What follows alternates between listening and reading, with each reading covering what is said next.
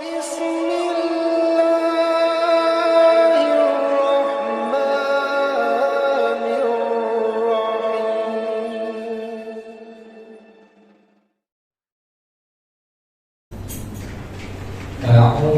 بالله من الشيطان الرجيم. بسم الله الرحمن الرحيم.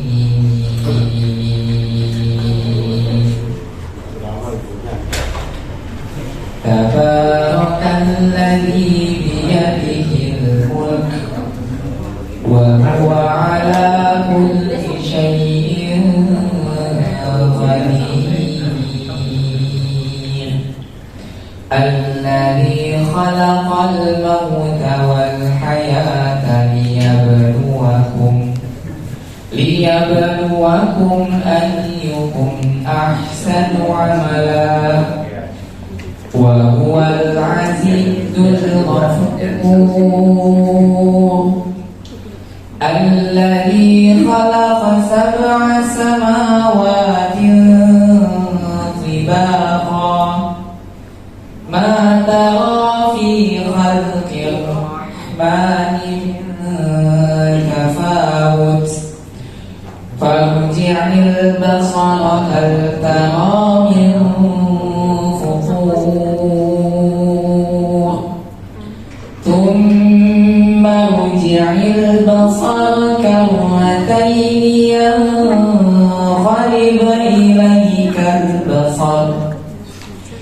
ينقلب إليك البصر خاسئا وهو حسير. ولقد زينا السماء الدنيا بمصابيح وجعلناها رجوما للشياطين وأعتدنا لهم عذاب السعير. وللذين كفروا بربهم عذاب جهنم وبئس المصير. إذا ألقوا فيها سمعوا لها شهيقا وهي تفور تكاد تميز من الغيظ كلما ألقي فيها فوج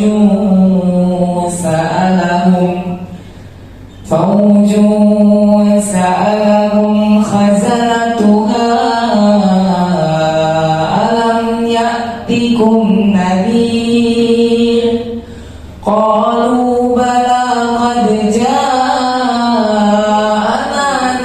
نذير فكذبنا وقلنا ما نزل الله من شيء إن أنتم إلا في ضلال كبير. وقالوا لو كنا نسمع أو نعقل ما كنا في أصحاب السعير فاعترفوا بذنبهم فسحقا لأصحاب السعير. إن الذين يخشون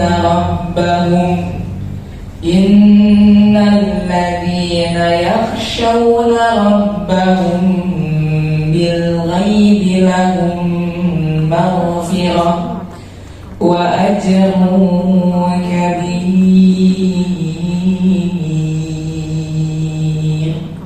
صدق الله العظيم. Assalamualaikum warahmatullahi wabarakatuh. Assalamualaikum warahmatullahi wabarakatuh.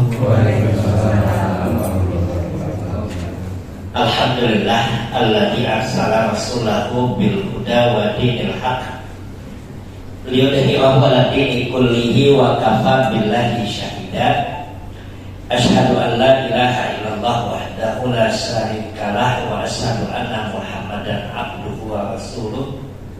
Allahumma shalli wa sallim wa barik ala Muhammadin wa ala alihi wa ashabihi wa man ittaba'a hudahu ila yaumiddin, amma ba'd. Subhanaka la ilma lana illa ma 'allamtana innaka antal alimul hakim. Allahumma anfa'na bima 'allamtana wa 'allimna ma yanfa'una wa zidna ilma. Allahumma inna nas'aluka ilman nafi'an wa rizqan thayyiban wa 'amalan mutaqabbalan. Ikhwatul iman yang dimuliakan Allah Subhanahu wa taala, alhamdulillah, puji syukur kita panjatkan kepada Allah Subhanahu wa taala. Salawat dan salam pada Nabi Muhammad sallallahu alaihi wasallam, keluarganya, para sahabatnya, dan siapa saja yang mengikutinya hingga yaumul qiyamah. Pada malam hari ini kita akan melihat tafsir ayat Al-Quran. Tafsir ayat Al-Quran dalam tafsir surat Al-Lahab. Kalau beberapa waktu yang lalu kita telah mengkaji tafsir surat Muawwidzatain. Muawwidzatain itu dua surat yang berisi perlindungan. Muawwidzatain. Surat apa itu? Al-Baqarah. Surat Al-Falaq dengan An-Nas. Muawwidzatain. Kemudian surat Al-Ikhlas. Apa belum surat Al-Ikhlas? Surat Al-Ikhlasnya belum. Kalau belum, nanti kita masuk surat Al-Ikhlas. Nah, ini bagian dari kita memahami surat-surat Al-Quran yang biasa kita baca. Tadinya saya mau langsung dari surat Al-Baqarah, panjang kan, gak selesai ini. Tapi surat-surat pendek bisa coba, dan juga beberapa ayat-ayat yang memang seringkali kita dengar atau dibaca oleh kita di dalam sholat kita. Karena dengan memahami surat itu, maka kita berharap ibadah sholat kita itu lebih khusyuk. Ini yang kita inginkan. Kalau begitu kita akan ulangi sedikit dalam surat Al-Ikhlas. Kalau pada surat Al-Muawwidzatain itu ya dua perlindungan itu, Al-Falaq dengan An-Nas ya. Surat Al-Ikhlas ini, apa arti Al-Ikhlas itu? Apa artinya ikhlas?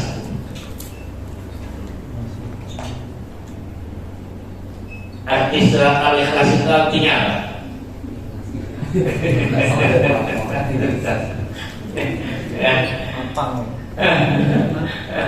Ikhlas itu sering disebut tapi sulit diterjemahkan gitu ya.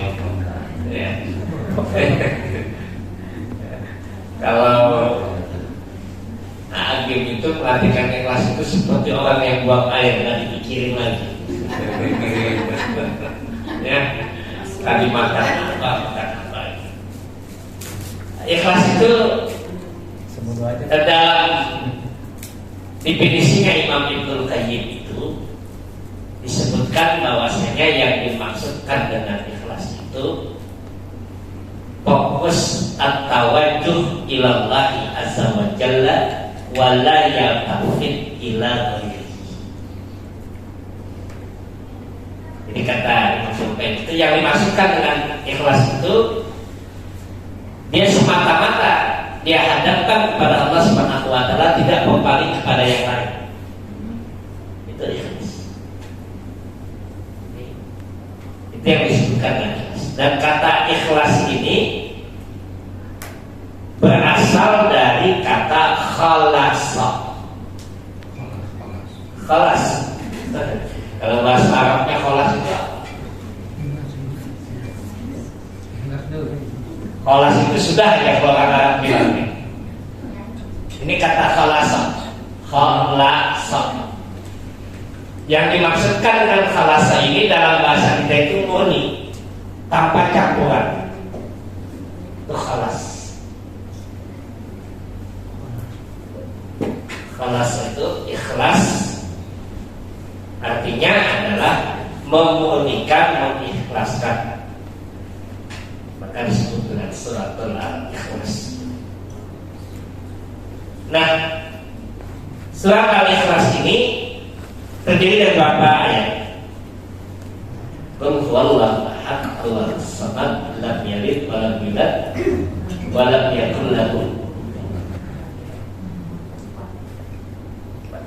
Qul, katakanlah, qul huwallahu ahad, dialah Allah yang esa. Qul huwallahu Allahus samad. Allah tempat tegak, lam yalid wa lam yulad, tidak beranak dan juga tidak walam yakul lahu kufuwan ahad, dan tidak ada walam yakul itu tidak ada lahu baginya kufuwan ahad. Kufuwan itu yang sekufu, yang sebanding ahad, satu pun. Kita suka istilah itu kalau jodoh itu sekufu katanya. Ya, sebanding. Sebanding itu bukan harus sama. Itu beda dengan sama. Dan sekufu itu sebanding. Jadi tidak bisa, tidak ada yang sebanding dengan Allah Subhanahu wa taala, baik dari sisi zatnya maupun dari sisi kekuasaan Allah Subhanahu wa taala. Disebut dengan walam yakul lahu kufuwan ahad. Nah, ini maksudnya apa keistimewaan surat Al-Ikhlas? Apa buku utama keistimewaan surat Al-Ikhlas itu? Yang pertama itu surat Al-Ikhlas ini sulusul Quran. Sulus artinya sepertiga Al-Quran. Di surat Al-Ikhlas itu dia sepertiga Al-Quran. Maka orang yang malas ngatamin Quran cukup 3 kali baca Qul selesai khatam. Ya, sekarang gitu ya.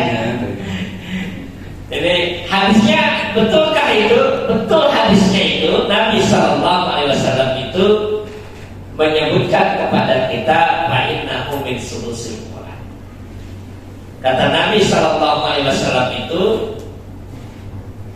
bahwa Al-Quran surat Al-Ikhlas itu la ta'dil, dia sebanding dengan apa? Sulusul, dengan sepertiga Al-Quran. Apa yang dimaksudkan dengan sebandingnya itu bukan baca 3 kali sama dengan khatam Al-Qurannya. Kalau sepertiga kali 3 berarti hatam 1. Jadi sudah hatam Al-Quran, sudah menghatamkan Al-Quran, sudah. Bagaimana cara 3 kali baca pun? Tidak itu. Tetapi yang dimaksudkan dengan la ta'dilu sulusul Quran itu kandungan isi surat Al-Ikhlas itu adalah isi kandungannya sepertiga dari isi Al-Quran yang berjumlah 6.600 ayat. Kandungan isi cuma 4 ayat, tapi kandungannya berisi intisari dari sepertiga Al-Quran. Coba kira-kira yang 2/3-nya lagi apa itu? Kalau Al-Quran sepertiganya surat Al-Ikhlas itu 2/3-nya lagi apa? Nanti dijelaskan oleh para ahli tafsir itu 2/3-nya itu yang berisi tentang ahkam hukum-hukum, yang kedua berisi tentang kisah-kisah. Jadi sepertiganya itu kandungannya dalam Al-Quran. Hukum dan kisah-kisah ini yang ada pada 2/3 Al-Quran itu banyak tersebar di dalam ayat-ayat. Maka yang dimaksudkan dengan sulusul Quran itu bukan kita baca 3 kali hafal, tetapi maksudnya sebagai kandungan isinya itu dengan sepertiga isi Al-Quran. Kenapa? Karena isi Al-Quran dalam surat Al-Ikhlas itu berisi tauhid, tentang ketuhanan, tentang keimanan. 2/3-nya lagi kisah dan hukum-hukum syariat. Hukum syariat termasuk di dalamnya akhlak dan muamalah. Apalagi keutamaan surat Al-Ikhlas? Surat Al-Ikhlas itu apalagi keutamaannya yang kita ketahui dari surat Al-Ikhlas itu? Biasanya buat musik setan. Ada muawwidhatain yang disebutkan buat musik setan gitu ya. Apa kira-kira itu surat Al-Ikhlas? Surat Al-Ikhlas itu di antara hadis Nabi SAW yang kita dapatkan dalam hadis Nabi SAW adalah wasilah lidukhulil jannah. Surat Al-Ikhlas ini adalah wasilah perantara seseorang bisa masuk surga.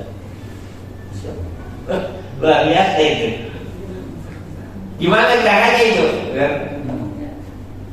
Nah, ini diceritakan dalam hadis yang sahih yang diriwayatkan oleh beberapa periwayat hadis, di antaranya kita dapatkan dalam riwayat Imam Muslim bahwa ada sahabat Nabi yang selalu baca ketika mengimami sholat rakaat keduanya qul.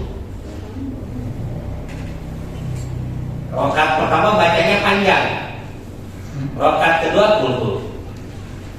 Ngimamin maghrib, ngimamin isya begitu, ngimamin subuh begitu.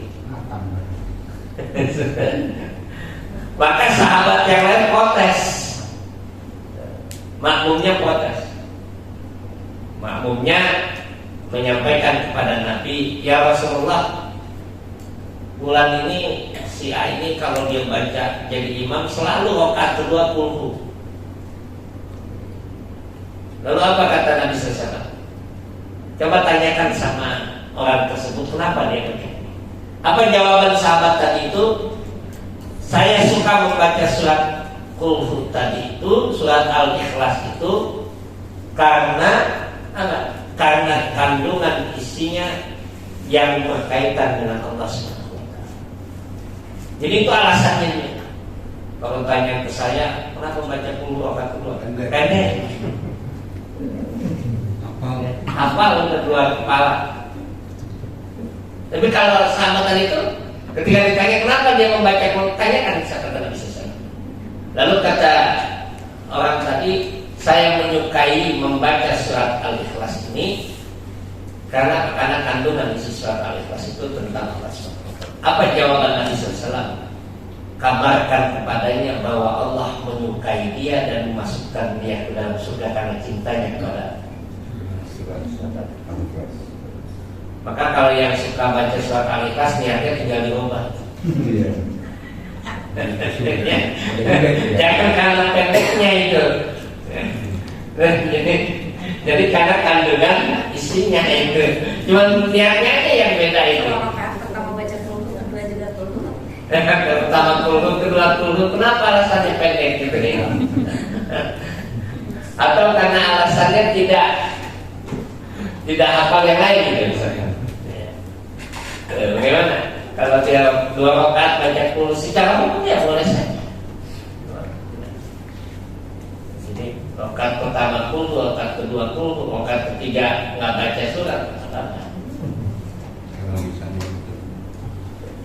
Karena baca surat itu apa hukumnya? Sunnah. Kecuali suratul Fatihah, hukum surat apa itu? Faqra'u ma tayassara minal Qur'an. Surat apa? Faqra'u ma tayassara minal Qur'an. Bacalah apa yang mudah dari Al-Qur'an. Surat Al-Qur'an itu ya. Faqra'u ma tayassara. Baca yang mudah dari Al-Qur'an. Jadi itu hukumnya sih. Nah ini di antara keistimewaan. Yang pertama tadi bahwa kandungan surat Al-Ikhlas itu dia berisi tentang tauhid sepertiganya. Yang kedua bahwa surat Al-Ikhlas itu adalah satu di antara wasilah untuk kita mendapatkan surga Allah SWT. Ini di antara keutamaan dari surat Al-Ikhlas tadi. Nah, di mana letak sunnahnya kita di dalam membaca surat Al-Ikhlas yang dicontohkan tadi? Pertama, dalam salat. Dalam salat yang disunnahkan kita oleh Nabi SAW untuk membaca surat Al-Ikhlas tadi. Pertama dalam salat sunnah, salat wajib. Salat sunnah atau salat wajib? Kalau salat wajib, di mana membacanya itu? Nabi mensunnahkan membacanya di rakaat kedua salat maghrib. Rakaat pertama salat apa? Kuliah, surat Al-Kafirun. Yang kedua surat itu sunnah. Kemudian 2 rakaat salat apa? Kuliah dan kulu itu. Tidak. Kalau rawatib nggak ada terlalu. Salat yang selesai tawaf. Oh bulan. Salat selesai tawaf, salat apa namanya itu? Selesai tawaf di makam Ibrahim, ada salat sunnah 2. Maka sunnahnya membaca kuliah dan kemudian di mana lagi? Di luar salat disunnahkan membaca kulhu setelah selesai salat. Kapan itu? Salat apa itu? Salat witir. Salah satunya dalam salat witir tadi ya. Salat witir ya, betul. Rakaat yang ketiga witir. Pertama sabbihisma, kedua kuliah, ketiga witir. Itu salat. Kalau yang di luar salat, yang di luar salat kapan sunnah dibacanya, Bu? Menjelang tidur. Kalau mau tidur, Ya. mau tidur kuliah Apa bacanya? Rikul. Yang pertama Mbak, surat Muawwidzatain tadi, ya. Qul a'udzu birabbin nas, qul a'udzu birabbil falaq, dan qul huwallahu ahad. Itu yang tiga tadi. Terus sebelum tidur. Kapan lagi? Setelah sholat subuh dan setelah sholat maghrib. Menjadi diantara zikir ba'da sholat setelah membaca ayat pun.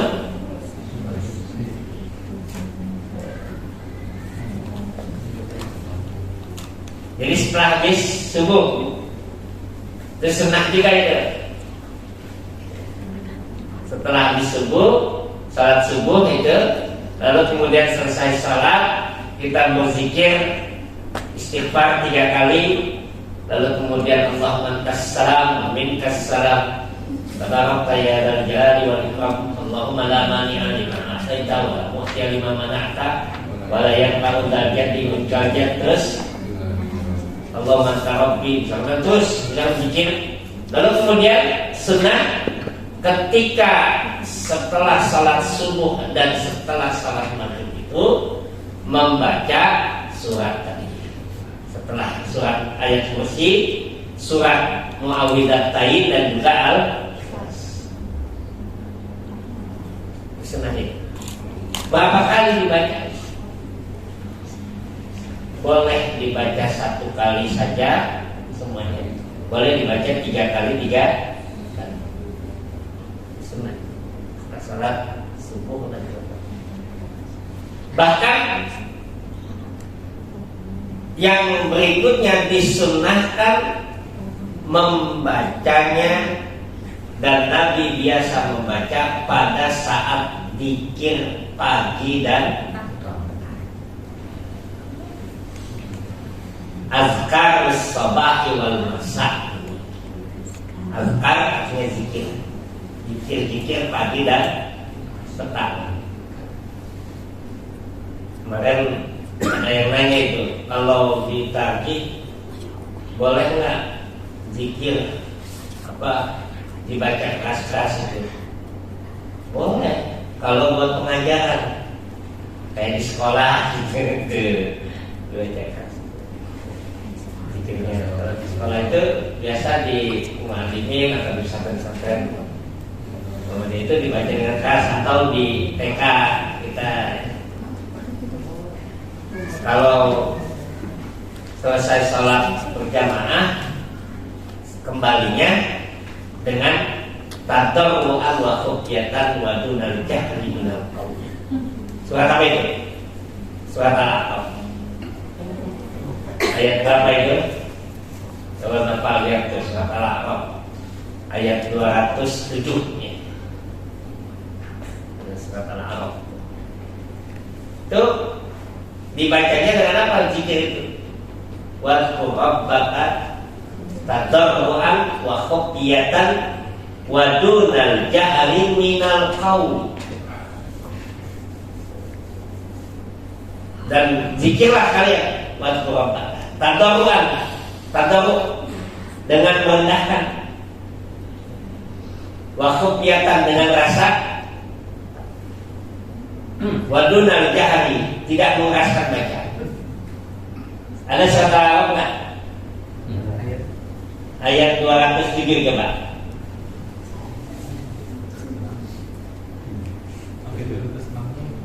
Sampai 206 doang. Oh, berarti 204. Kurangin. Ada nggak? Waktu rabbaka. Kalau nggak ada surat yang lain. Nah, terima itu ya. Apa bacanya itu Pak? Coba dibaca. Wadhkur rabbaka fi nafsika tadarru'an wa khifyatan wa dunal jahri minal qawli bil ghudwi wal asal wa la takun minal ghafilin. Apa artinya? Ingatlah Tuhanmu dalam hatimu dengan rendah hati dan rasa takut, dan dengan tidak mengeraskan suara pada waktu pagi dan petang, dan janganlah kamu termasuk orang-orang yang lengah. Wadunal jahri minal qauli. Jadi tidak mengeraskan, tidak jahar, tidak dijaharkan. Tapi kalau untuk pengajaran boleh. Itu fatwa para ulama pun membolehkan. Kemarin ada yang nanya seperti itu. Boleh nggak Muhammadiyah? Ya kalau untuk di masjid Muhammadiyah biasanya tidak dikeraskan. Tapi kalau untuk pengajaran, bagaimana kalau di masjid yang lain ada yang dikeraskan? Misalkan, ya mungkin masih dalam tahapan belajar. Jadi biar mengingatkan jamaah begitu ya. Kalau kita tidak untuk tadarruan wa hujatan wa dunal jahri minal qaul. Nah ini diantara sunnah-sunnah tempat kita dalam membaca surat Al-Ikhlas tadi. Nah, sabab nuzul ayat ini juga ada dalam surat. Sebab turunnya ayat ini disebutkan dalam beberapa riwayat. Kalau kita tahu ikhwatul iman, sabab nuzul itu kan namanya disebut dengan sababun nuzul atau asbabun nuzul, yaitu latar belakang diturunkannya surat ini. Ada peristiwa apa dalam surat ini? Apa yang melatar belakangi turunnya surat ini? Turunnya surat ini disebutkan dalam beberapa kitab tafsir bahwasanya pada saat itu ada sahabat Nabi Sallallahu Alaihi Wasallam yang bertemu dengan orang-orang musyrik bersama dengan Nabi. Lalu orang musyrik tadi bertanya, ya Muhammad, coba ceritakan Tuhan kamu itu seperti apa sih? Bentuknya Tuhan kami itu seperti apa? Maka Nabi SAW terdiam dan turunlah ayat itu. Qul huwallahu ahad, Allahus samad, lam yalid wa lam yulad wa lam yakul lahu kufuwan ahad. Nanti dalam riwayat yang lain juga ada sabab nuzul orang Arab Badui yang datang kepada Rasulullah SAW dan bertanya tentang Allah Subhanahu wa Ta'ala, seperti apa sih Tuhan itu? Maka turunlah ayat ini. Dan dua sabab nuzul ini disebutkan dalam riwayat Imam Ahmad. Dalam hadis riwayat Imam Ahmad. Ini sabab turunnya ayat ini. Itulah mengapa ayat ini disebut dengan sebanding dengan sepertiga Al-Quran, karena kandungan isinya berkaitan dengan tauhid tadi. Qul huwallahu ahad, Allahus samad, lam yalid wa lam yulad wa lam yakul lahu kufuwan ahad. Apa yang dimaksudkan dengan 4 ayat ini? Kalau kita lihat, pertama disebutkan dalam tafsir bahwa ayat ini diawali dengan kata kul, katakan. Dan kalau ada kata-kata kul dalam Al-Quran, maka kita akan bisa memahami ayat itu khitabnya, pembicaraannya langsung kepada Nabi. Kul ya ayyuhal kafirun, katakan wahai Muhammad, wahai orang-orang kafir. Qul wallahu, katakan wahai Muhammad, Allah itu esa. Qul a'udzu birabbin nas, katakan wahai Muhammad, aku berlindung kepada Tuhan. Jadi kalimat-kalimat kul ini khitab pembicaraannya itu kepada Nabi SAW. Jadi Allah sampaikan langsung pembicaraan itu kepada Nabi SAW. Ini yang disebut dengan khitab. Qul huwallahu ahad, katakan wahai Muhammad, Allah itu esa. Allah langsung menyampaikan kepada Nabi untuk menjawab pertanyaan tadi. Maka khitabnya langsung kepada Nabi. Digunakanlah redaksi dalam ayat tadi itu kalimat qul. Contoh lagi nanti dalam surat Al-Ahzab misalnya, qul lil mu'minin, katakan wahai Muhammad kepada orang-orang yang beriman. Jadi ini kata qul. Nah, Allahu Ahad. Apa yang dimaksudkan dengan Allah? Apa bedanya wahid dengan ahad? Ya, yang kita sering dengar istilah bahasa Arab wahidun, isnani, isnani ya. Ada ini ahad. Apa sih beda kalimat wahid, wahidatun dengan kata ahad? Maka Bilal bin Rabah itu ketika disiksa ditimpah dengan batu besar itu sampai dimerdekakan oleh siapa itu? Abu Bakar As-Siddiq. Abu Bakar As-Siddiq. Abu Bakar As-Siddiq itu memerdekakan itu karena tidak tahan melihatnya. Di tengah terik panas diletakkan di atas pasir lalu ditimpahkan punggungnya itu dengan batu, dijemur. Dijemur itu. Dan disaksikan oleh banyak pembesar Quraisy, orang yang lewat menyaksikan. Itu bukan dijemur ya. Kalau ada orang yang dijemur di pinggir jalan kita itu kita ini bila Rabah itu dipanik. Sampai kemudian Abu Bakar menyaksikan itu tidak tahan lalu bertanya berapa harga Bilal itu. Karena dilihat Abu Bakar mau menebusnya diberikan 3 kali lipat dari harga biasa.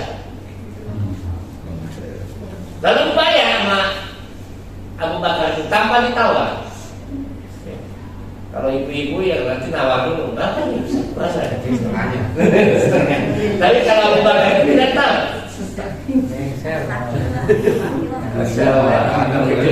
Ibu-ibu katanya kalau nawar itu seninya ya. Kalau nggak nawar bukan seni. Abu Bakar tanya berapa? 3 kali lipat dari harga biasa digunakan. Dibayar Muhammad. Maka tertawalah orang-orang musyrikin itu. Kata orang musyrikin itu, alangkah bodohnya Abu Bakar, budak yang hanya harganya sekian dibayar 3 kali lipat. Lalu dijawab lagi oleh Abu Bakar, alangkah bodohnya mereka itu. Kalau mereka minta 5 kali lipat pun saya bayar. Luar biasa itu. Nah, ini yang dikatakan apa oleh Bilal itu? Bilal mengatakan ahad. Ahad di sini kalimat yang menunjukkan satu, tidak ada yang lain setelahnya. Tunggal. Nah, kalau bahasa Indonesia ada satu, ada tunggal. Disebutnya asas tunggal, bukan asas satu. Tidak, artinya tunggal itu, tidak ada yang lain. Berbeda dengan kata lain. Kalau lain itu menunjukkan ada yang berikutnya.